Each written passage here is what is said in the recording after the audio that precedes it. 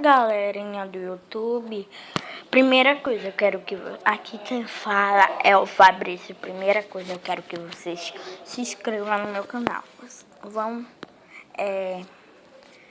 O título de hoje é como abaixar um aplicativo de música. É muito grátis. Você abaixa qualquer música. Sim, ok. Você pesquisa MP3. Aí vai aparecer palco MP3, né? Mas tudo certo. Pode baixar qualquer. Aí vai aparecer palco MP3. Só você pesquisar MP3 lá, né? MP3.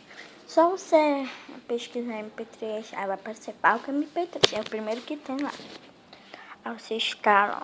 Aí você vê as fotos. Se você quiser, senão não abaixe. Mas eu abaixei. Aí tem outras coisas. Se você quiser outras, aí você abre. Aí você pesquisa bem aqui, ó.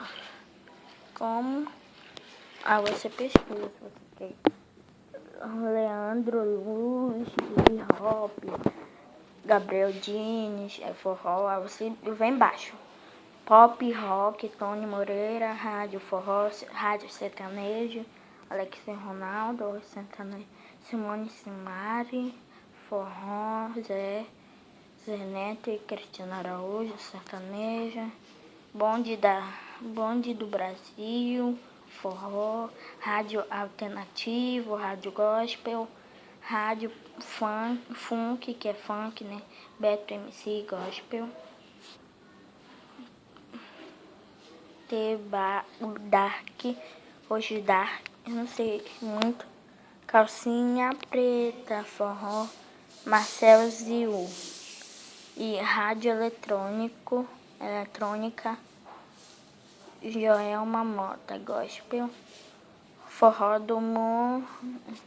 Tá, e tem muito mais lá embaixo. Quero que você se inscreva no meu canal, tá? Daqui a pouco eu vou gravar mais um vídeo, tá? Quero que você se inscreva no meu canal. Tchau, tchau, galerinha. Tchau, tchau.